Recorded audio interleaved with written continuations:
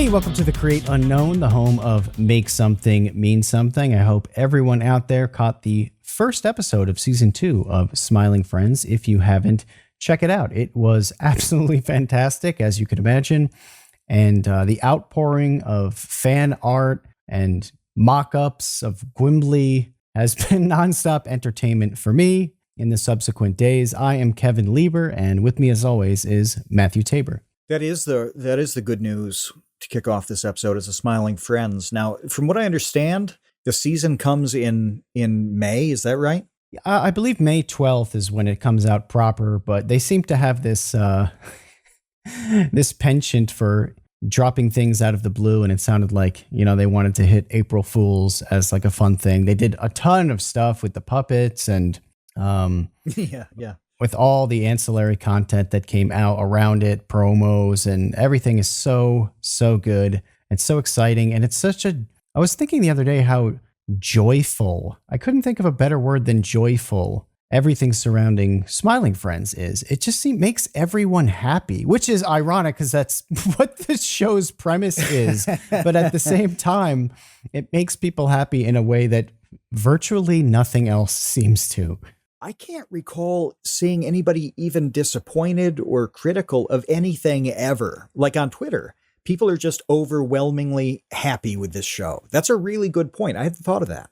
Yeah, it's odd, and it's just a little bit of a miracle, I think, in 2024 that we have this show to rally around, and for people to make jokes and memes and fan art. And there's been a lot of that this week with Gimli, the PS1 character, the forlorn, forgotten PS1 video game character that is the guest star of the first episode. So if you haven't watched it, please go check it out. The way that they mix media in Smiling Friends is something that I really love. It's obvious that that's a big sort of selling point for them, and something that they're just passionate about is just slapping all different types of animation into the show.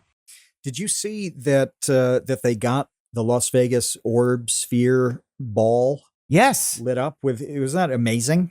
That was amazing. And I was like, what did that cost?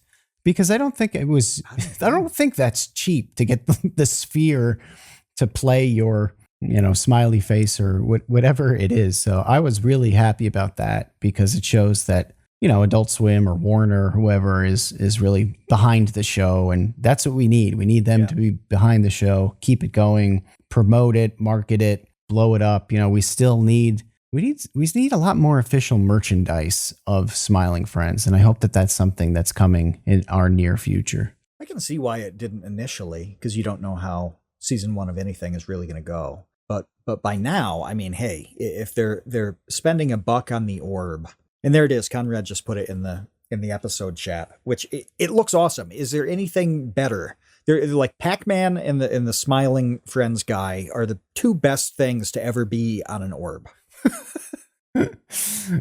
Yeah, without a doubt. So major happiness spreading around thanks to Zach and Michael and everyone who worked on Smiling Friends. And we have a couple more months until the rest of it drops, but until then, definitely go check out what is available right now. So speaking of TV shows, we spent last week discussing the wisdom and the human behavior lessons from shows like Hoarders and My 600-Pound Life, but it wasn't enough. We didn't get into everything. Enough. There was more. There were more layers to this onion to peel back, and I'm interested to hear what those layers are from you. Yeah, first though, we've done all this good news, so I want to do bad news.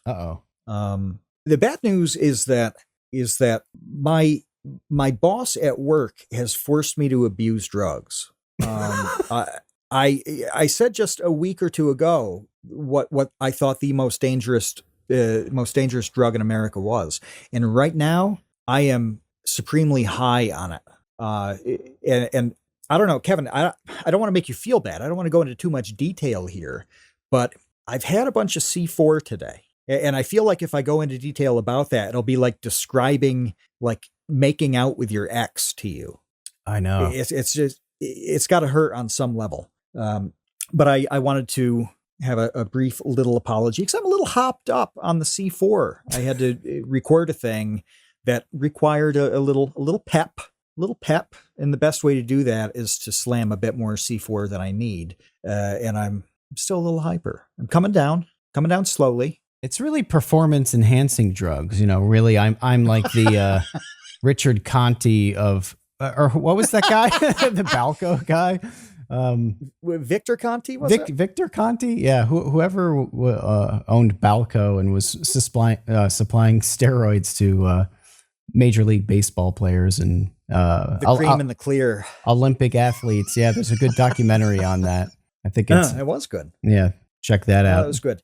But you're right, though. There's more stuff that, some of the stuff we talked about before is generally applicable to all of us, but not right on the money. Well, there's one element, especially of my 600-pound life, that is extremely, extremely important. And I want to put you on the spot here, Kevin. This is difficult. This is a difficult question. And I mean that. This is not the bad news of C4. This is a real question. If I asked you to describe what trying is, how would you do that? Oh, that is... What does it mean to try to do something? Well, first you have to... This is not easy. No, it's not. It's one of those things where I don't want to use the word to define the word. Certainly you have to set out some sort of goal for what you're trying to do. So there has to be some sort of goal at the end to try to achieve. It's obviously a conceptual thing because it doesn't exist yet. Whatever you're trying doesn't exist yet. You haven't accomplished it, or else you wouldn't need to try it. So you have to conceptualize, visualize doing something first to know what to try to do. Then you have to figure out how to get there. And then you have to start implementing the steps it takes to get there. And a lot of that is sort of a zigzag process because not everything is going to work out the way that you thought. Sort of 2 steps forward, 3 steps back, probably along the way. So there's failing involved. And eventually on that zigzag path, you reach some sort, I think, of destination where you can then reflect on whether your try was successful or not. You've hit all the points that matter. And so when your 600-pound life episode happens, it's going to be like 12 minutes long. They're going to throw it out because it won't be enough material to be 90 minutes.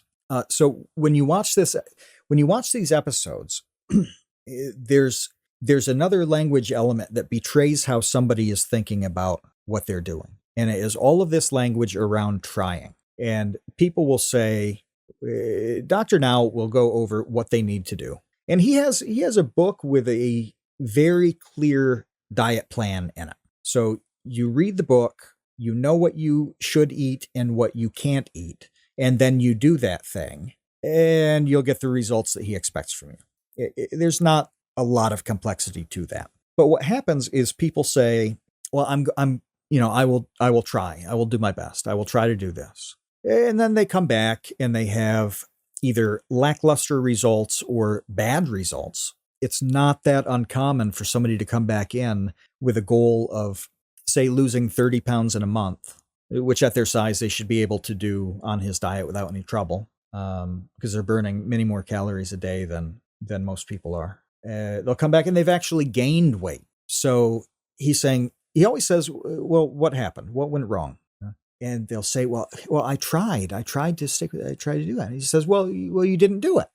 So I thought, what is the mismatch here where these people are saying that they tried? And most of the time they're saying that they tried and they did their best as an out, as a way to avoid the responsibility of not doing what they needed to do. An excuse. Because right. But it feels like something a little different than an excuse. It's a certain kind of excuse where there's this built-in not having to take responsibility for it because they can always say that they tried. It's like when somebody thinks they've got this sort of mic drop by saying, well, I feel this. And then it's like, well, nobody can ever tell me I'm wrong because that's just my opinion.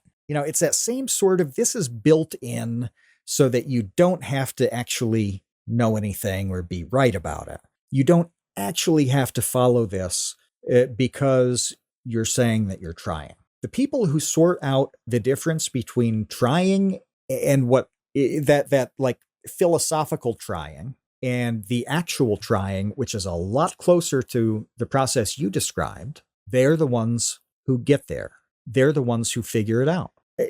The reason this applies to virtually everything is that when you think about trying to do something, if you're really serious about it, you do what you can do. Okay. Most of the time, you don't have a step-by-step guide the way he provides them with. So let's say it's YouTube videos. You want to try to make a channel. You're going to try at this. You write the most compelling thing you can, the funniest thing, whatever your game is.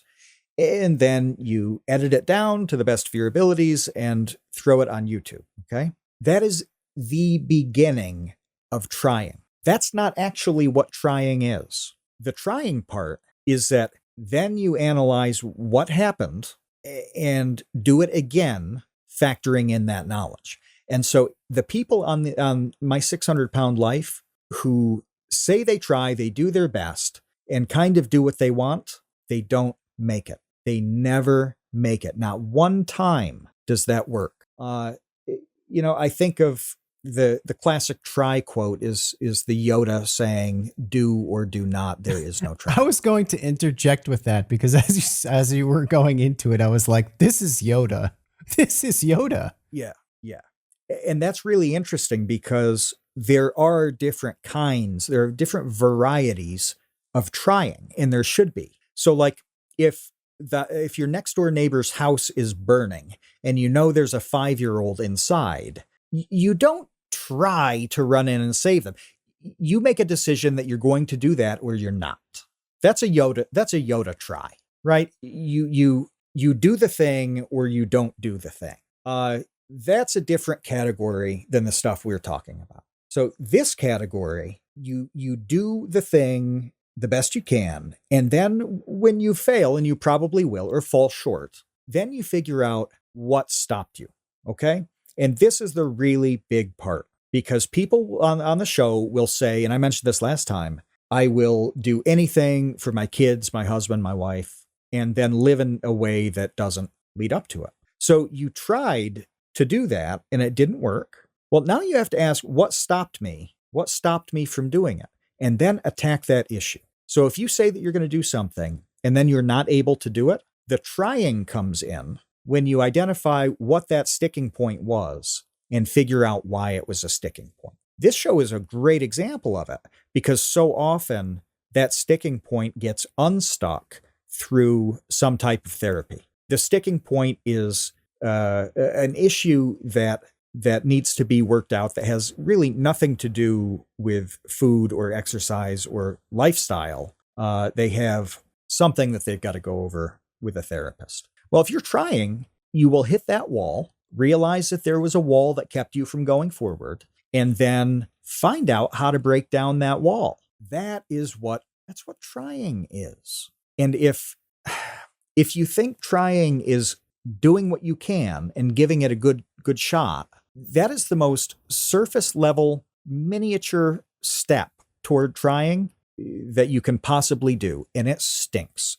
And all you've really done is given yourself an excuse to say you tried. Now, the other trying is committing to a process where you do that first step. And when it doesn't go as you hoped it would, you stop there, figure out what the problem is, the first one, because there's probably going to be a dozen of them. This is not a 2-round process. This is a perpetual process. And then you commit to dealing with that hurdle. And I thought, how few people I know who go about anything like this. The ones who don't generally get nowhere with anything. They're perpetually miserable. They think that all manners of the world have conspired against them, and that's why they're not succeeding. The people I know who try in this constantly breaking it down process, and they're really honest with themselves about what's happening, every one of them succeeds. It blew me away when I started to think, okay, if this is true, then who do I know who does it this way? Who do I know who does it that way? And there was nobody in the middle.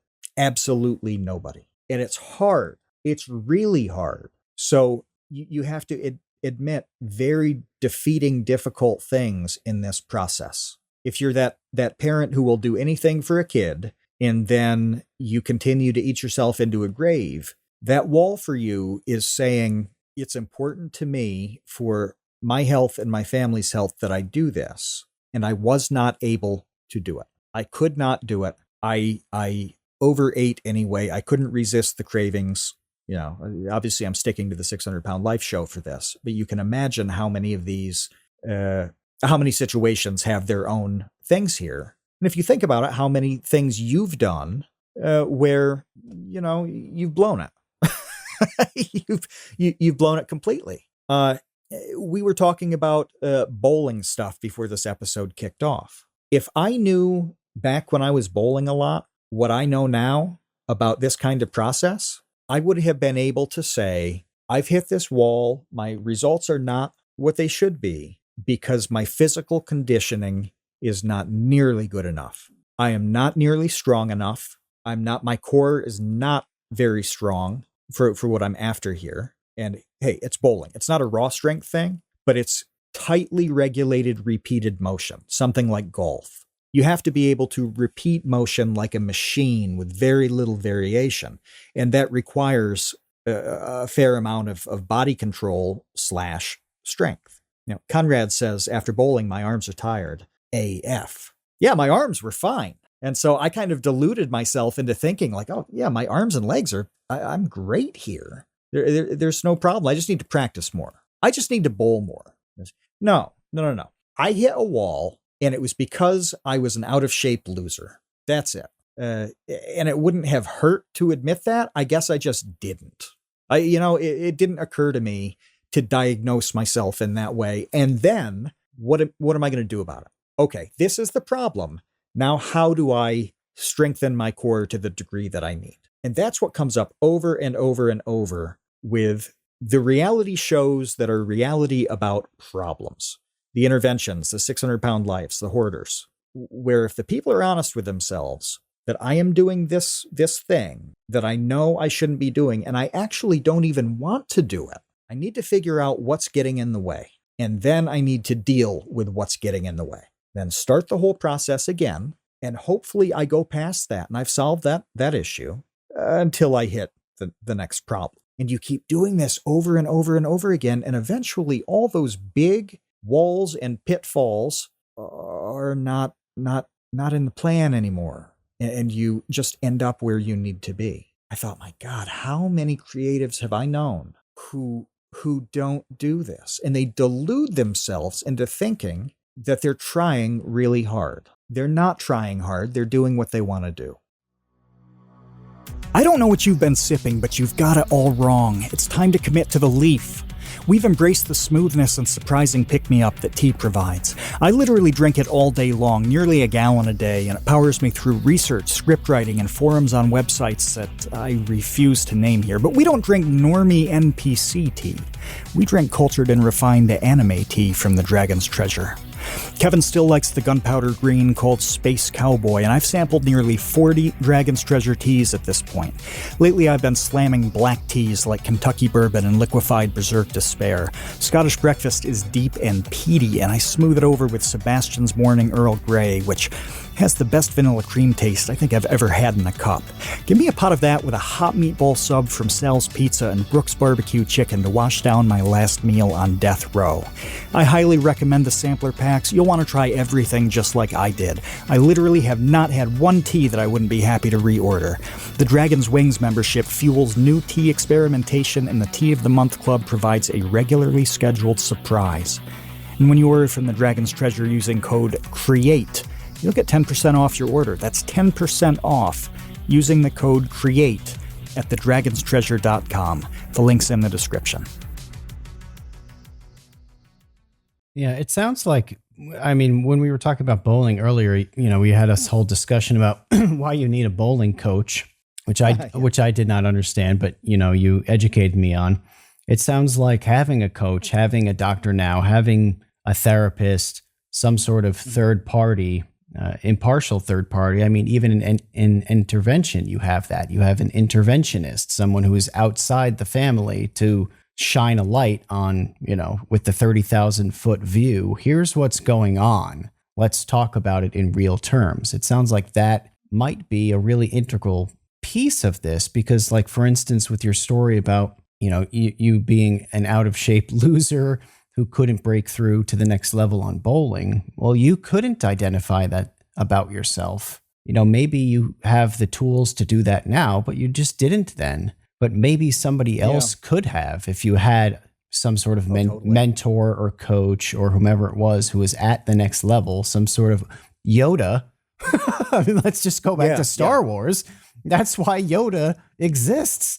That's why Obi-Wan Kenobi exists. That's why mentor is an integral part of the hero's journey, is that it's that person who's been there, who's wise, who has the experience and the knowledge to impart on the naive, budding hero to say, hey, you are screwing this up and you have to stop doing things this way if you want to get where you're trying to get. Yeah, that's perfectly accurate. That it's all better when you have that outside influence, that outside perspective. And we've talked about this before, how great it is to work with somebody else who can just show you and tell you all the things they're seeing because you don't, for whatever reason.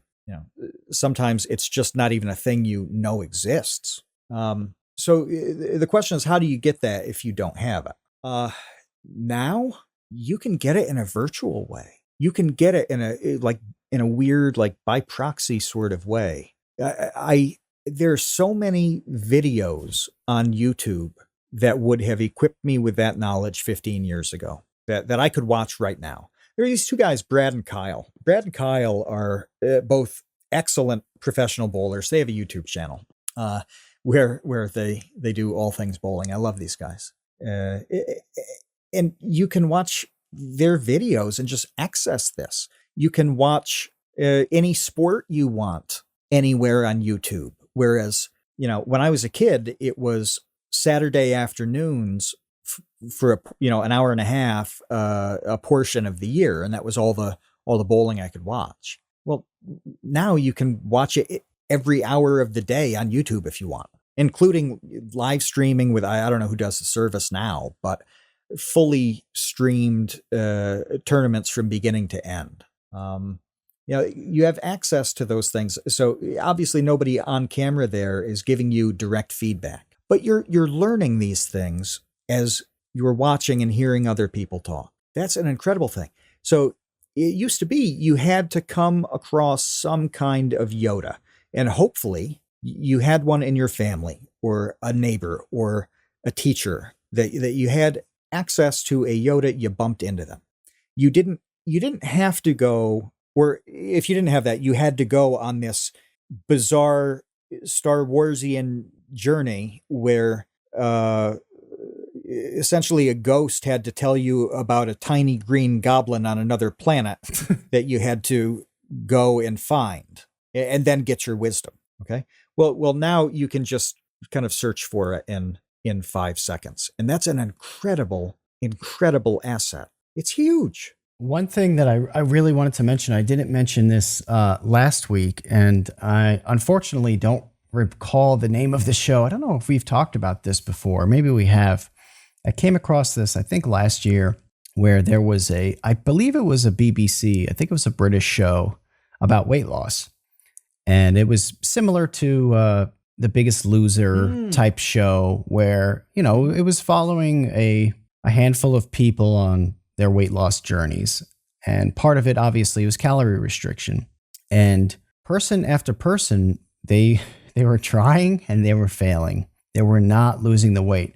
They were, the point is they were adamant. I know this show. That they were all following the calorie restricted diet to a T. They were sure that they were only ingesting, 1,200 calories a day or whatever the limit was. They were following it and it wasn't working. Well, then what happened is the TV show kind of uncovered by tracking what they were actually eating throughout the day, that they were eating like 3 times the calories that they thought they were eating. So they were sure, these people, oh yeah, I'm sticking to the diet. I have, my nuts and cheese for breakfast and my light salad for lunch and whatever it was.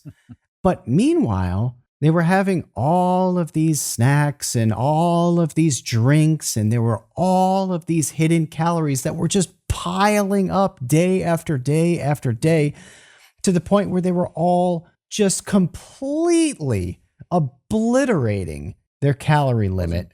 It wasn't even close. It's not like they were limited to 1,200 and they were ingesting 15. It was like they were limited to 12 and they were ingesting like 3,500. Yeah, the show that you're talking about, I can't remember the name of it because I watched it on the browser. I watched it on my computer. It wasn't on a streaming service where I saw it, so I can't remember the name. But they had cameras everywhere, and then they just played the videos to the people. And when they did this kind of wrap up, it's like, well, here's the number of what you're eating. And they were like, no, that can't be right. I didn't do that. And then they play them the video of all the things that they've eaten, and it's like, this is this many calories, whatever. And there's one where the thing I watched was always a couple, which was cool because then you get 2 people deviating from it in different ways. But like they went out to a pub one night and drank 5 or 6 beers and then came home and like ate a burger. And well, you do the math on that and it's like, all right, you've just tacked on like 1,600 calories to your day. And they're like, oh, I guess you're right. But like that's just an occasional thing. It's just that one time. It doesn't work that way. It doesn't work that way at all. It's sort of like saying, my credit card bill has come in the mail and, I've maxed it out. But as I go through the list of the things I've spent money on, I'm like, I just bought that one thing. It was just that one time. Well, what do you think happens when all these just that one times add up to a monthly statement? The same thing that happens when all the pub sessions and the snacks and the second portions and all that happen at a monthly weigh-in.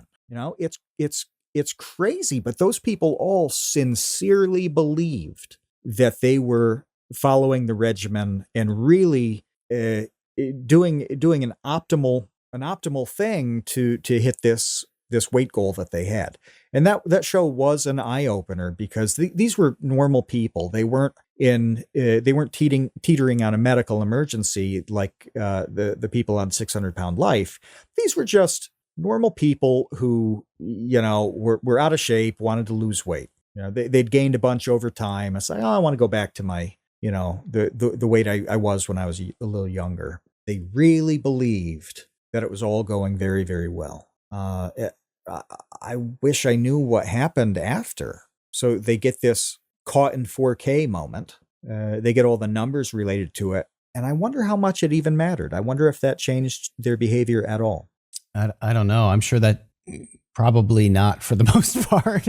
But probably not. But it just goes to show how hard what you're suggesting is when you can so like willfully or maybe even subconsciously ignore the damage that you're doing or the ways that you're getting off track of what you're trying to do. It makes it that much harder to do that final analysis and say, hey, where did I slip up? When you think I didn't slip up, how could you even decide which days, oh yeah, it was, Heather at work's birthday. So I had a big piece of ice cream cake. But that doesn't count because it was a birthday. It was at one time. Yeah, like everybody, you have cake at the office birthday party, whatever.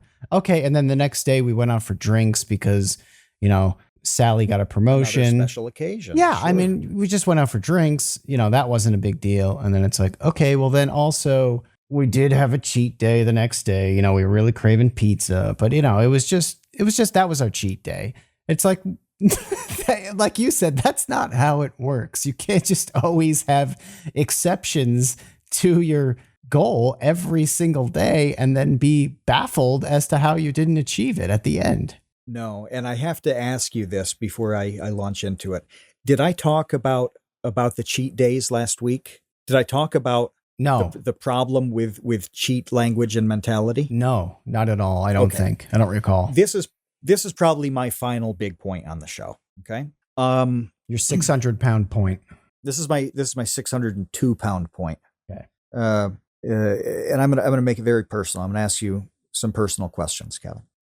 Uh-oh. Do you and your wife have cheat days in your marriage? No. You don't, every, say, 2 weeks, you don't have a day where you can just be in a relationship with or have relations with somebody else because it's hard to stick with a marriage every day of your life? No.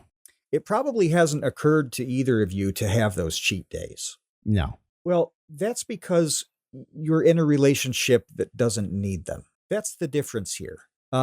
When I talk about cheat days in the food sense, I'm not counting the changes in food consumption that are meant to induce confusion to your body. That's a legitimate thing that people do where they disrupt an eating routine for the sake of optimizing it. Okay.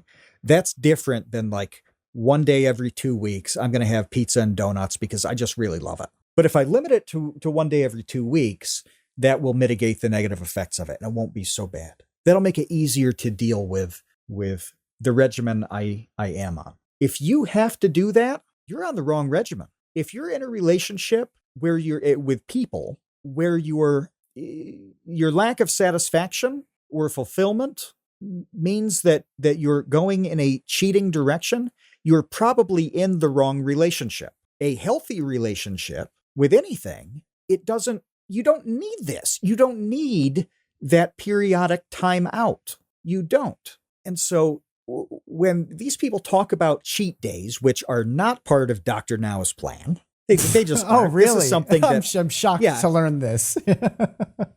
This is just something that people think like, oh, I can just do a little bit of what I shouldn't do. And that's, we'll compromise. That's me trying. No. It's going to work if all the food that you're eating is stuff that you legitimately enjoy. You figured out how to make it in such a way that you like eating it and it fits. It's good for you with whatever your goals are. Then you don't need a cheat day. You don't need a built-in safety valve, a pressure valve, a safety mechanism, because there's no pressure to relieve. And that jumped out at me when and this is the excuse when somebody misses, usually badly, a weigh-in goal. Dr. Now is like, well, what went wrong? And well, I mostly stuck to the diet. I tried really hard. I did have a few cheat days. Okay. So you just plain periodically didn't do the thing. And if you were okay with that, it's because the thing itself wasn't palatable enough for you to stick to it. You've made it hard. You've made it hard, or something is making it hard for you to stick to that regimen. And I thought, if you applied this to people, it would sound, I don't want to say twisted, because I know there are all sorts of interpersonal arrangements at this point in time. People have many different kinds of successful relationships, and I don't care about them. If they're happy, then I'm happy. But for most people, if you needed to build in cheat days to your relationship, it would be a very, very bad sign. You were straight up in the wrong relationship. Well, then you'd need to find one that was what you needed. And with food, it's the same thing. What can I eat that I really like, that I enjoy eating, that conforms to whatever I need nutritionally, whether I'm building muscle, whether I'm trying to lose weight, whether I'm trying to maintain, whatever it is. But if you're in a position where you're thinking about a planned deviation, a safety measure, a cheat day, any process where you have that process is going wrong. It's going wrong. And this came up with all the burnout talk, which, did you notice nobody ever talks about burnout anymore? I'm so glad that the YouTube community solved that in like 2021 because it was just the most pressing issue in the world. Then all of a sudden, nobody talked about burnout. No, I haven't heard a whole lot about that. I mean, we did a podcast about people retiring because they, achieved their level of success that they wanted and did kind of whatever they wanted on the platform. And now we're doing other projects. That's completely different. What you're talking about of people just, I quit because I'm going to pull my hair out. I'm sure it's still happening in circles that we're not within, but I certainly don't see it to the degree that I remember seeing it 4 years ago or so. If you're burning out, your process is flawed. If you risk burnout, if you hit a point, and I don't mean to call somebody out here, but I don't think I know them actually. So I saw a tweet where somebody said, I had to take a week off work to manage, stress and burnout. They ended up working. That was the funny part of the tweet, is they spent that week working. And it's like, oh, here's the thing I worked on. But well, yeah, the process shouldn't lead you to that. And this is that trying mentality again, where if you hit a wall that is burnout or cheat day or anything like that, you need to recognize what has happened. This thing, my addiction to this food is so severe that I couldn't bear to go too long without eating it. Or this aspect of my job is so much of a strain that I do it until I can't do it anymore, and then I have to take time off. Well, you figure out how to fix that. You fix that. But yeah, it's a really similar concept in all. Well, we've gone through ways. that. We've done that with each other when it comes to work, and it's a continual process by having frank discussions about like what are the things that make you want to jump off the roof. What are those things? Like, what are those things that you are angry about doing on a Sunday morning? What are those things that you are angry about doing 10 o'clock at night? Mm-hmm. And what can we do so that you don't have to do those things anymore because of what you're talking about, which is like, this is the type of thing that is creating the stress that will lead to burnout. Let's identify that and then come up with a solution so that no longer happens. And for us, it's been things that seem really mundane to talk about, but really end up mattering when you have like 9,000 things to do every week. Getting that down to 8,998 can be the difference between the tipping point or not with your stress levels. So like, for example, one of the things that I gave up doing years ago at this point was thumbnails for this podcast. Oh, yeah. I was doing thumbnails for this podcast for a really, really long time. Every single week, every episode, I would sit down and I would make the thumbnails, which is not a labor-intensive task. It takes half an hour, at most, typically, to put together a thumbnail in Photoshop. So on paper, you would say, what is your problem? Doing this for a half an hour every week really is ruinous to your productivity and your stress levels?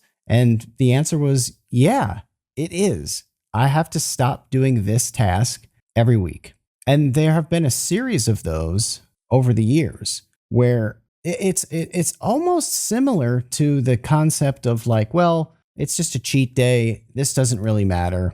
Who cares that I had the birthday cake at the office today? It's just a little thing. It's a little piece of cake. Well, you can find those little pieces of cake in your work. I certainly have, that on paper seem like no big deal, but they add up into causing problems. Yes. And that's why it's hard. I think it's one of the reasons certainly why it's hard to do this, because it might be something as simple as, Kevin, stop making the thumbnails for the podcast and your life will improve, which seems ridiculous, but it's true. And there might be a dozen of those things for everyone. Yeah.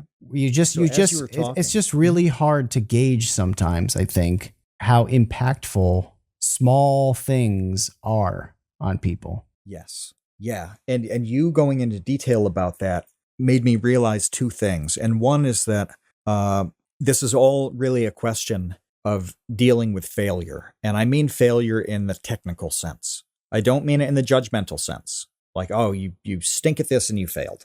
I stink at everything. I fail with everything until I don't. That's the process. But think about failure with a car. It just breaks down on the side of the road. Something has caused this car to fail. Maybe it needs a part replaced. Maybe you did something to overheat it. You've been towing too much, and it shuts down. Well, what's the intervention? You fix the part. You could be that. Maybe you get rid of the car. Maybe it's not the right car for you, and you junk it. There are all sorts of ways to deal with it, but you would know exactly how to respond if it was a car. You'd figure out what you could afford, what you wanted to do, how it fit into your life. Maybe it is time to get another car. I don't know. But you would think about all of these things to figure out, what am I going to do with my car so that I have a car that I can drive? And it wouldn't upset you. It wouldn't hit you on an emotional level. It stinks to deal with a car problem. That would bother you. But you wouldn't take it personally. Just be like, well, this is what's happening with my car. It failed, and now I need it to go. I need it to not fail. There's that same dispassionate element where you have to think about your life and the activities you're doing, kind of like that car, where if it's not working how you want it to work, then what's stopping that from working? But the thing that I realized as you were talking is how good people are at this. They're actually great at. Do you know who the best people in the world are at doing exactly this? Auto mechanics? Well, yes, I suppose. They're your people, Kevin. My people? Because this is exactly how you play a video game. This is exactly how you play a video game.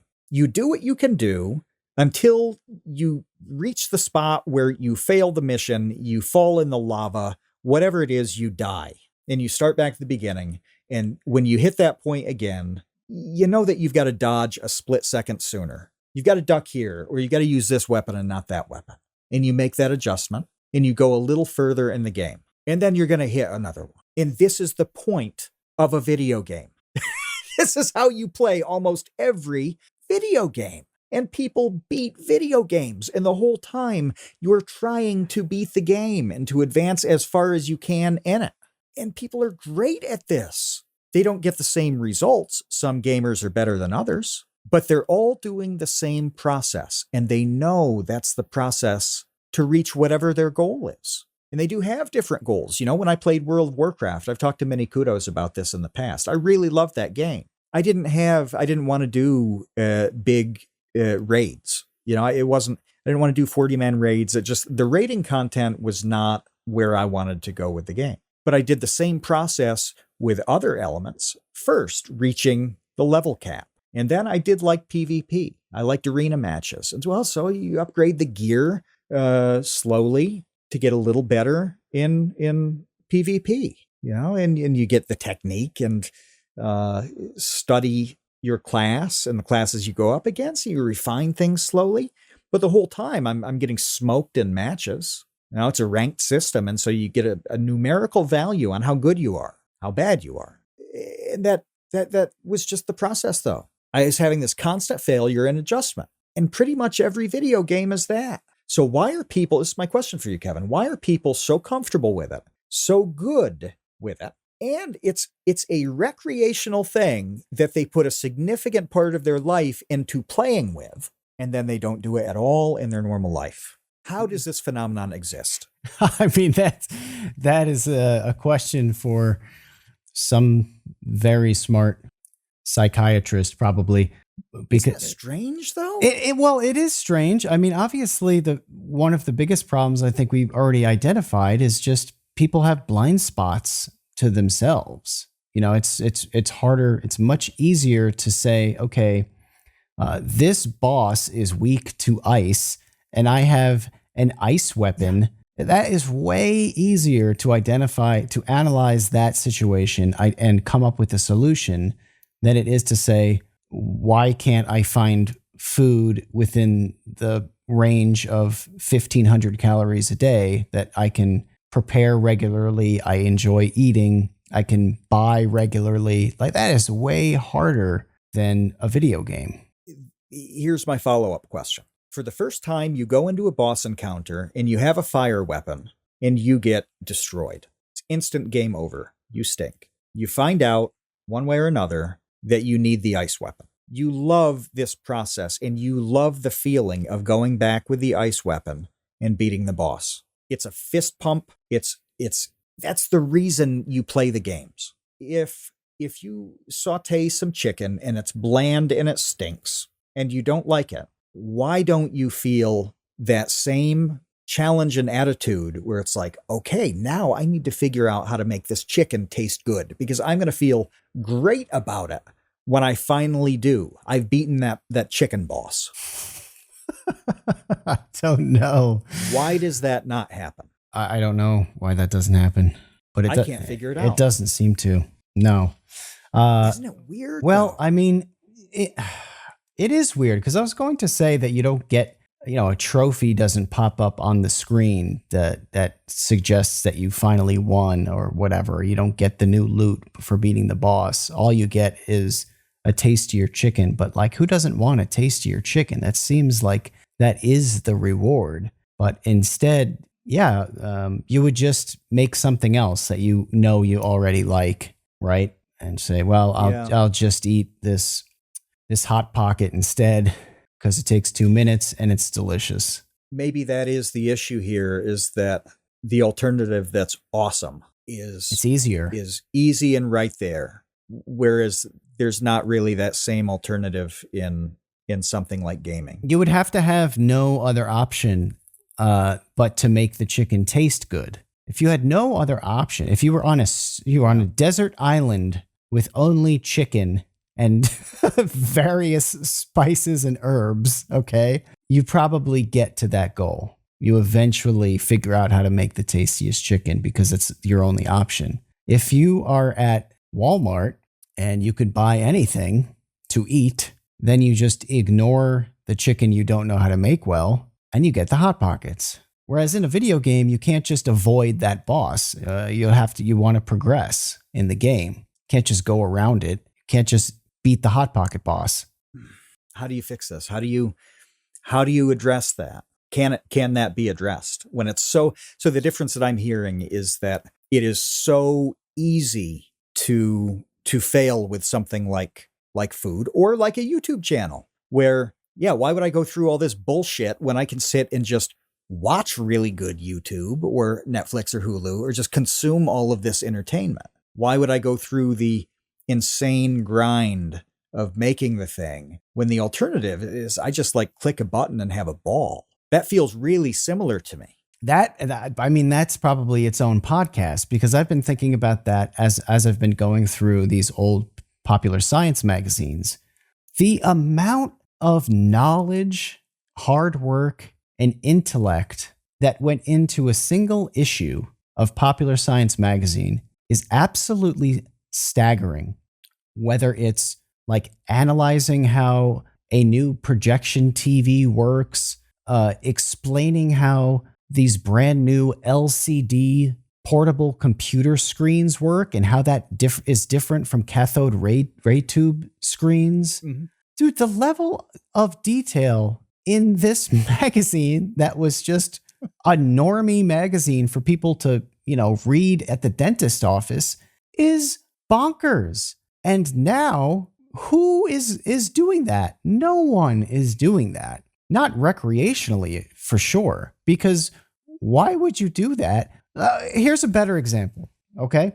Here's a perfect concrete example. Many, many, many decades of popular science had articles dedicated to building your own furniture, okay? Yeah. So, here's how to build a bookshelf that swivels and it can, turn it into a door that's to your secret library or whatever.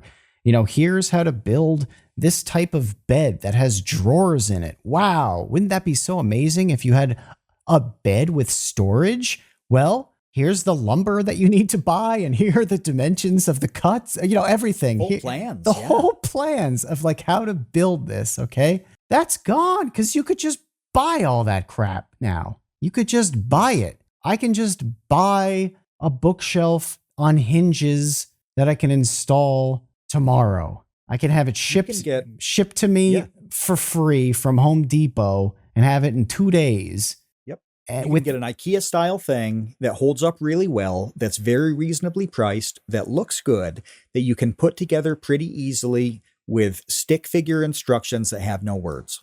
You need no knowledge of anything in order to construct like a beautiful, functional, like exact style that you want to match your living room, whether it's like a shelf to hold your record collection or you want to put a bar in your basement. Like all of that stuff you can just get. So this is the same thing. It's like, it is. The alternative is way more convenient, a lot more fun, a lot easier. So why would you go through spending, how much time would it, you'd have to, in order to like build a bookshelf door, I would need to buy a whole bunch of equipment. I'd have to like convert my garage into a mini wood shop. I need to get all the lumber. I would need to learn how to safely make all of these cuts because I don't know what I'm doing. Right. And then it's a $600 chicken sandwich. It's the $600 chicken sandwich. Yeah. When you could just go to Popeyes and get a way more delicious chicken sandwich for $6. That's why this is hard. Is this pushing us into a discussion that like you need to have these hard things, that it's actually better for things to be worse? Because this gets really tricky to me, and I don't know the answer here. Because I think we both disagree with that and agree with that at the same time. So yeah, I do. Yeah. Because you need things to be harder. You do need rails. You do need guidelines. You need bounds and boxes. It's like that with, I mean, I'll just give the example of the bound and box that we're within right now with popular science, because that's a box. Okay.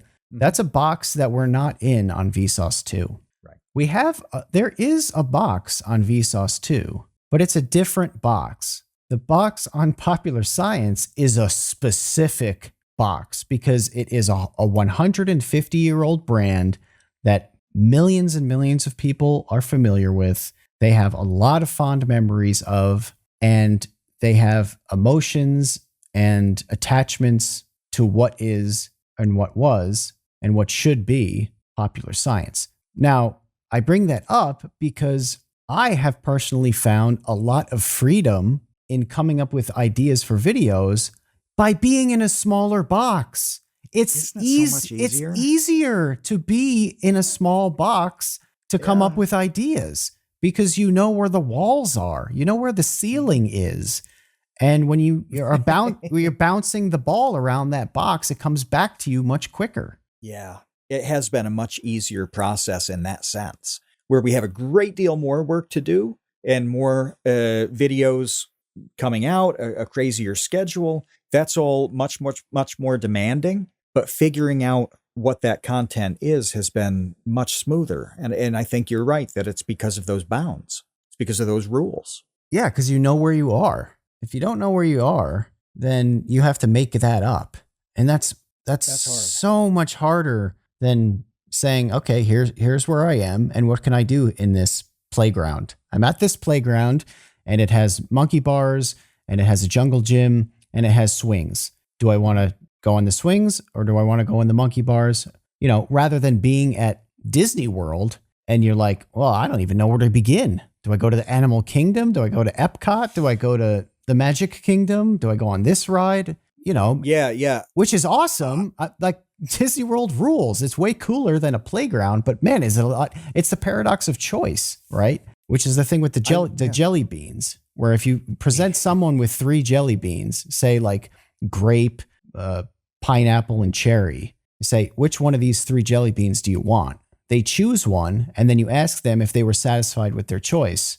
They invariably say yes. If you present them with 64 different flavors of jelly beans, there's lime, there's popcorn, there's chocolate, there's peanut butter. No matter what they choose, when you ask them, are you happy with their choice? They're unsure because there were so many other things they could have chosen that could have been better. This reminds me again of gaming because I had a massive break between NES and modern things. Which, by the way, did I tell you that I gamed months ago? No. What did you? I played Stray for like an hour or two. Oh, I thought you would love that game. Liked it. Yeah, I loved it. Yeah. And I haven't picked it back up, but I really enjoyed the time that I played. It was a nice blend of like accessible puzzle solving. Mm-hmm. So I wasn't lost. And you're but a I cat. had a really, yeah, it was incredible.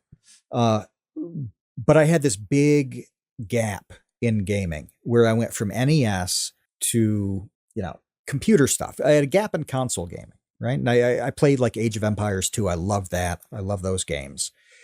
But, this isn't a console game, but like by the time I got into like proper modern gaming again, it was that World of Warcraft style. And well, that's an open world game. And so it's like you learn on these left to right platformers that are incredibly linear and 2D and have a really basic set of rules. You can jump, you can run fast, you can duck. And like, that's the extent of life. And then all of a sudden, you play through a tutorial and like, wow, this is really cool. The graphics are amazing and I can move in every direction. And when that tutorial is done, it's like, here's your sword. Now go enjoy the World of Warcraft. And it was not quite overwhelming, but it was paralyzing. It was like running around aimlessly for a long time before I figured out what I even had fun with. It was a totally different process going from regiment or like rigid platformer to open world, whatever the hell you want. In the end, that became amazing because I love doing stuff like farming and playing the auction house in Warcraft, these are like sidebars to the game, the end game economy and stuff. Like that's not the actual game. But I was able to do it and enjoy it as much as the people doing, heavy raiding. But yeah, it was definitely paralyzing and overwhelming at first until I learned to love the process of open world, and I think all of this stuff really applies strongly. And with going back to the food thing, there's almost nothing that's more open world in reality than food. Yeah. Especially now with the Uber Eats and DoorDashes bringing you anything you can think of and pay for. Yes. Oh, it's the ultimate open world, isn't it? Yeah. All of the choices are a touchscreen button press away. Right? Oh, To the point where people on Twitter are arguing over whether or not, microwaving TV dinners is too hard. Yeah. It's that level. Yeah, I don't know what to do here. I don't because, it's like any of those foundational concepts, like liberty and freedom being the best thing in humanity. The more liberty and freedom you have to do whatever you want to do, the better. And then that's also kind of the most dangerous, difficult, worst thing that can happen is that freedom. Yeah. Right? Yeah. And I've mentioned probably too many times about that moment in the grocery store with the cheese, with a girl in Eastern Europe. I mentioned this to you, right? Yeah. She didn't like having so many options for cheese. That's right. And that's this issue standing in front of the refrigerated section where she hates all the choice.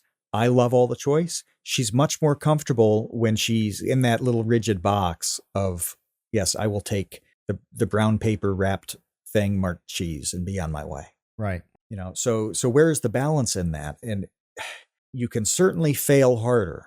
You can fail harder in the open world systems. Right. Yeah. Well, ultimately, I think it's good to recognize what the process of trying is. I'm glad that you laid that out. I thought that was really useful. I hope that people found use in listening to that. And also this process of like real rumination, I guess you would call it, that needs to occur as part of that staggered journey of trying, where you are being self-reflective and trying. And if you can't do that to yourself because you're blind to it, where it's like you can't smell yourself sort of thing. And you need somebody else to say, hey, buddy, you kind of smell like hot dogs. You're like, really? And maybe you need a hot dog nose buddy in your life and to reach out to.